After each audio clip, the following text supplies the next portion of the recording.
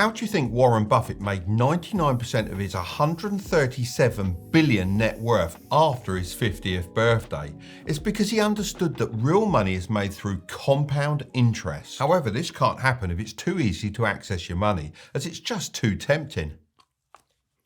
That's why you need to lock it away somewhere where it can grow in peace. But you can't just lock your money away in a bank account and expect it to grow. You need to invest it in assets. There are lots of different asset classes you can choose from, like real estate, high-end watches and gold. However, my favorite has to be the stock market. I've personally made millions doing this. But here's the thing, youngsters these days dream about popping bottles and zipping around in flashy sports cars. Saving money?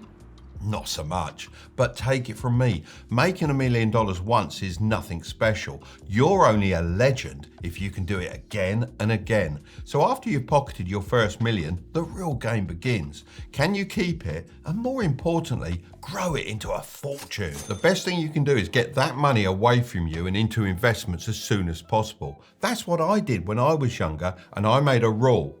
Never to sell my long-term stocks. I'm now at the point where these investments make me around $17,000 a week in passive income, which means I can more than live off what my investments generate, and I never have to touch the money I work for. Once I invested my money, I never saw it as mine, and you know what? It lit a fire inside me that you wouldn't believe.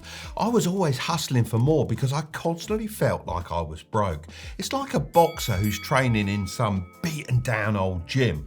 Often, that's the guy who ends up beating the boxer who's got access to the most luxurious training facilities. So if you want to start investing, then firstly decide how much of your income you're going to invest every month.